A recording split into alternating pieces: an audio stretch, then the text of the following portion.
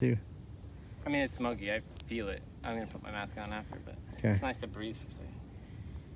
Ladies and gentlemen, Isaac, Mark. Hello again.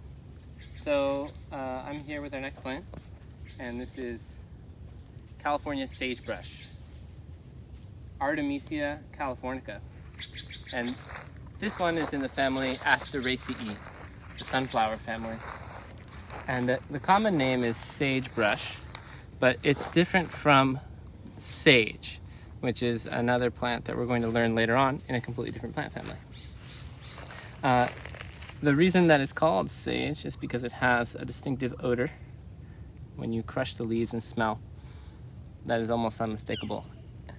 It's the smell of a really pungent terpene-like secondary metabolite that the plant relies on to repel insect herbivores and other types of enemies. But it's also a plant that is useful for medicine and for ceremony.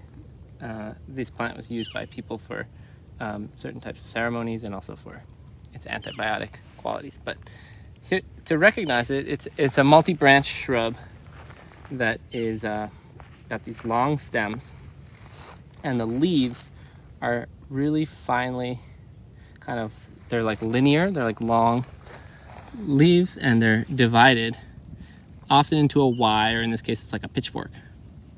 The leaves themselves, they can be green, but oftentimes they're kind of silvery in texture, and that's because they have like a fine coating that you could potentially rub off. It's kind of waxy.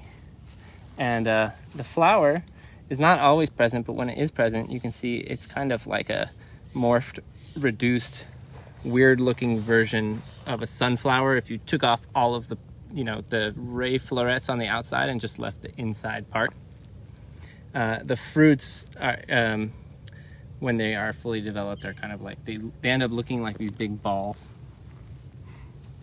And this plant, the sagebrush, is the characteristic plant of the sagebrush plant community, which it's kind of like chaparral, often found in much drier places on the edges of grasslands.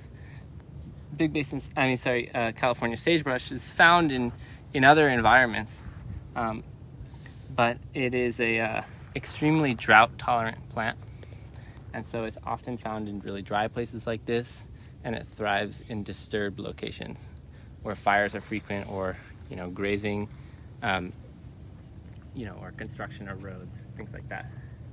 And it's really a beautiful plant most of the time. When it gets really dry and brown like this, it's not the most pleasing sight, but it does, when it lightens up, when it gets wet and green and gray, it's a really distinctive color that you can see across a whole hillside. So give it a smell. This is Artemisia californica, California sagebrush. It's got these linear leaves that are often divided in a kind of like a Y shape or a pitchfork. It's got the fruits that are like a ball, and it's a multi-branched shrub found in drier places, including the sagebrush plant community.